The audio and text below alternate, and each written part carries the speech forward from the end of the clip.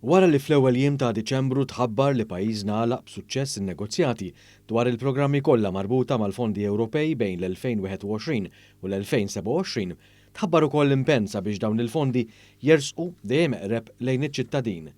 Tkellem dwar dan is-Segretarju Parlamentari għall-Fondi Ewropej Chris Bonnet waqt konferenza li ċelebrat l-għeluq ta' programm ta' taħriġ lil ħaddiema tal-Kunsilli Lokali li huma l-ewwel punt ta' kuntatt maċ-ċittadin. Chris Bonnet qal li jekk kif minn Jannar li ġej se jibdew jintużaw dawn il-fondi li laħqu 2.2 biljun euro se jkun hemm impenn biex il-Kunsilli Lokali fost istituzzjonijiet oħra ikunu mħeġġa dejjem aktar biex jidħlu għal dan it-tip ta' proġetti.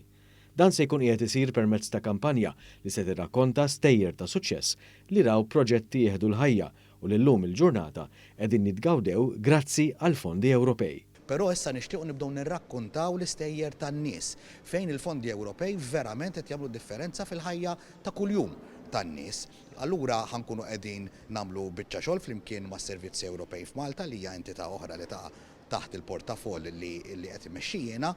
illi Chris Bonnet żied jgħid li x-xogħol li se tkun qed tagħmel Servizzi Ewropej f'Malta se jkun jinkludi aktar persuni li lin mill-Kunsilli Lokali biex il-fondi Ewropej jintużaw bl-aħjar mod. U għatem jgħid li din il-ħidma hija indipendenti minn dik li matul is-snin li ġejjin se tkun qed tara aktar proġetti jiġu implementati fil-livell nazzjonali bħal dawk infrastrutturali. U ħaninvolvu magħhom ukoll lill-bdiewa, lin-negozji żgħar ħafna biex il-fondi Ewropej jibdew jgħidu l-istejjer soċjali, l-istejjer ta' suċċess, l-istejjer illi jagħmlu differenza fil-ħajja ta' kuljum, jagħmlu kwalità ta' ħajja aħjar għan-nies, mhux biss fl-aspett infrastrutturali imma propju f'dak li jolqod direttament lin-nies kuljum.